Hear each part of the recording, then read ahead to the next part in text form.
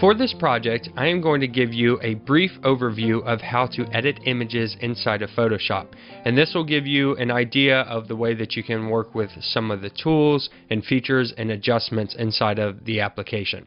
So here I have an image pulled up, and it's this girl wearing this red dress. Now you can pick any image you want to, however if you want to follow along with this file, I'll provide that for you, and you can open up this file. And what we're going to do is I'm going to show you how you can make some edits to the image, and then finally I'll show you how we can change the color of the dress. And just like most things in Photoshop and Adobe programs, there's more than one way that we can go about doing that. So I'll give you a couple ideas of how you can fix that or how you can change the dress color, but as you begin learning more about the program, you might find better ways to do it or a way that you prefer over the way that I'm about to show you. So I just want you to keep in mind that though I'm showing you one method, there's multiple ways of going about this. So first of all, we can make any adjustments that we want with any of the tools in the tool panels. So we can make selections and edit those, we can paint on it with the paintbrush, we can add type, and so forth. But if we want to edit this like it's a photograph, there is a bunch of different settings that we can change. If you go up to the top and you click on Image, and then you go down to Adjustments, you will see a lot of different types of adjustments that you can make for this photo. So we can change the brightness and contrast, we can change the exposure of the camera, we can change the hue and saturation, or give it a photo filter, and so forth. And there's a lot of these, and we won't be able to cover all of them, but I'll pick one or two and just show you how they work. So for instance, I'm going to select brightness and contrast, and for this particular one, it pulls up a brightness and contrast sliders. So as we drag the brightness slider up, you can see that the photo actually gets brighter. And as we drag that down, it gets darker. And then there's contrast, so how much contrast is in between the pixels. So as we bring this up, the image gets very contrasted, and as we bring it down, it gets desaturated and has a lot less contrast. So you can mess around with these settings. We can bring up the contrast and mess around with the brightness, and then there's a preview button, and if we turn that off and on, you can actually see the changes that are happening inside of the photo. Whenever we want to save that, we just hit OK, and it'll actually save those changes for us, and now we can keep editing the document. However, just keep in mind that it has stored this inside of Photoshop's history, and if we make a bunch of edits, it might be a little hard to get back to this. So I'm actually going to show you in just a moment a better way of adding these adjustments. But let's go ahead and take a look at some others. I'm going to undo that. I'm going to go down to Image, I'm going to go to Adjustments, and this time let's change the hue and saturation. Now what this does is it allows us to change the actual hue tones of this image, and we also have saturation and lightness here too. So as I drag the slider, our midpoint is right here, and as I go one way or the other, it's actually changing the hues of each of the pixels. So you can see her dress changes a color, and then also the background changes because those pixels are being manipulated too. Well, if we want to change just the dress color, we're going to have to choose out just that dress and have it on its own layer or its own selection so that we don't manipulate the background also. There's another cool feature where if you hit this colorize button, instead of using this as a midpoint slider, now you can actually colorize the whole photograph and say what hue, saturation, and lightness values you want. So I'm just going to turn up the saturation so it's easier to see. And you can see the hue is on a red, so it gives it this warm reddish color. And as I move that, we can adjust the whole image. So this can give us a very cool stylized look. We can colorize just the image we want, and then we can also, go ahead and add in text or anything else we want. This is a great way to do a cheap sepia tone trick just by turning it to maybe say a kind of goldish brown color and then desaturating it a little bit and messing around with some of the lightness and saturation values, and it gives you kind of that old photograph look. It's not the best way to do it, but it is a quick and easy way to come in and make a sepia tone type image for your photograph. So I'm going to go ahead and cancel that out. And you'll see other types of adjustments. So those are based on sliders. If we pick something like the levels or curves, they might look a little different. This is allowing us to adjust the brightness channels of each individual pixels. Right now we have all pixels selected, red, greens, and blues. And if I come in here and I manipulate this graph by, say, moving this slider up or moving it over, it actually adjusts the brightness values of all of those. A great thing about this is I can click in the middle and it creates a curve, so there's a nicer fall off or incline than if you were just moving them individually. So I can get a much better look by using these curves, and by lifting this up it gives a much smoother transition between those colors. I can hit the delete key to delete out that point. I also have the ability to do this on an individual basis. So if I just want to adjust the reds, I can go to the red channel and then I can manipulate the curve, and there are some red pixels in the whole image, but by adjusting this I can change out and manipulate the brightness and darkness values of the reds in this image.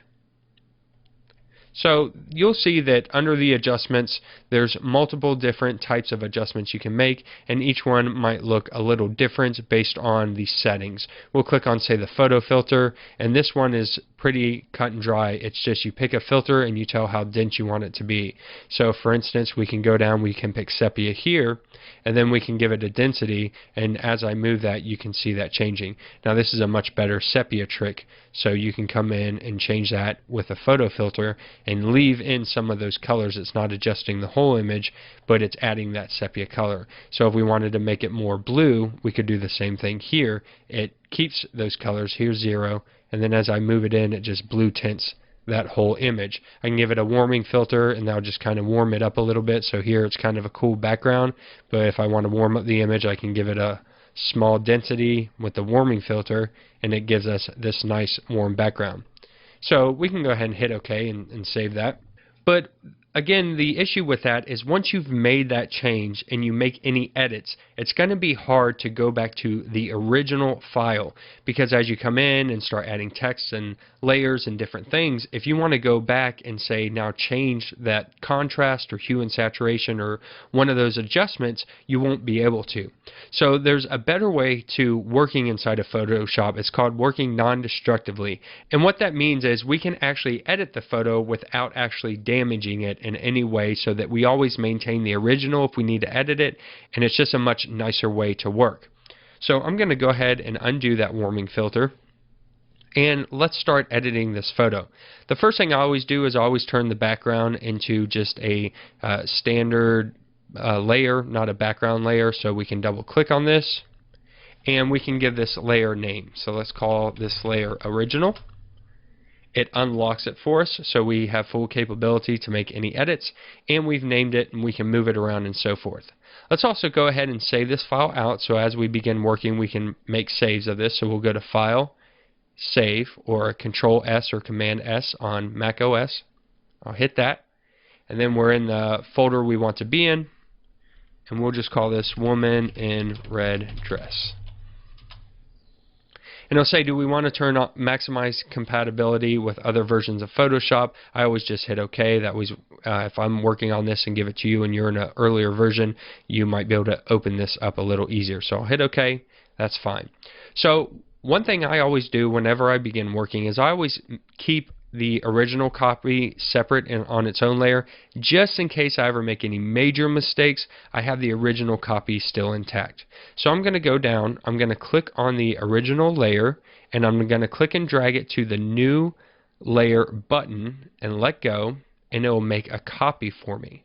Let's go ahead and rename this copy. I just double click on the name there and we'll call it Woman in Red Dress. So that's our layer we're going to be working with. I'm going to go ahead back to the original, and if I want to I can lock it and hide it, and I just do that as a backup. That's just a personal preference for me, that when I begin working, if I ever run into an issue where I've made too many changes or I really messed something up and I need a copy of that original to edit, I have it hidden and locked here, so I can always just come back and bring that original back in, make a copy, and keep working. So it's just kind of a fail-safe for me personally. You don't have to do it, but I recommend it because it just There's times where I wish I had the original and I didn't, so I learned the hard way.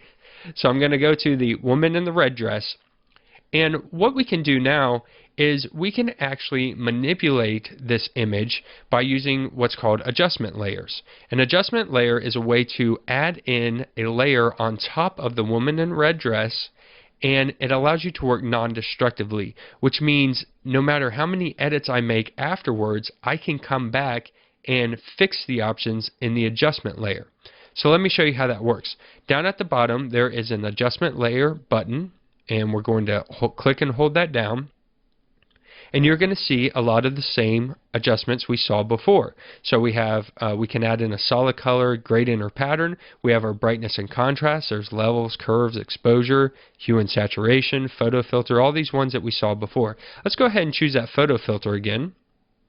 So I'm going to click on it, and it doesn't bring open a new panel window, but it does show it in the properties panel window on the right hand side. Because I have my properties panel in here and I use it often, it popped it up right here for us. So now we can pick whatever of those filters we wanted. So we'll just stick with that warming filter we had, and then we can go ahead and adjust the density. And remember, as I move this up, you can see it warms up the photo, but it doesn't really mess with all the colors. So we can just give this a nice warmer look than if we want to, or cooler look, or whatever you want to. Preserve luminosity will just preserve the lights, highlights, brightnesses, and so forth. If you turn that on and off, you can kind of see how that affects it, but we'll leave it on because we like those nice highlights that are on the skin and the clothes there.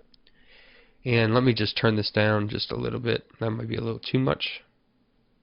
Well, we'll just do 50% for now.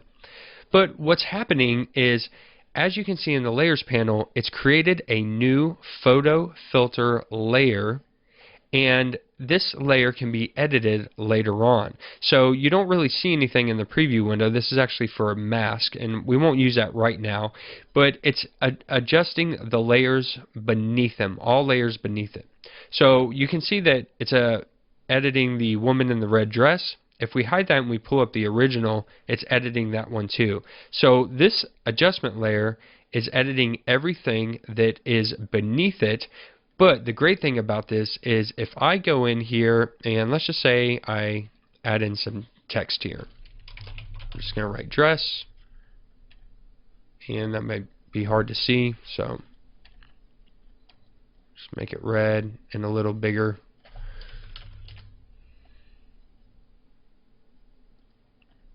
And let's just imagine that, you know, we're going in and we're making all kinds of adjustments and adding things in and so forth. If I'd put the photo filter as my first action inside of Photoshop, and then I needed to go back, I would have to undo the history and it would get rid of all my edits. And that is not what I want.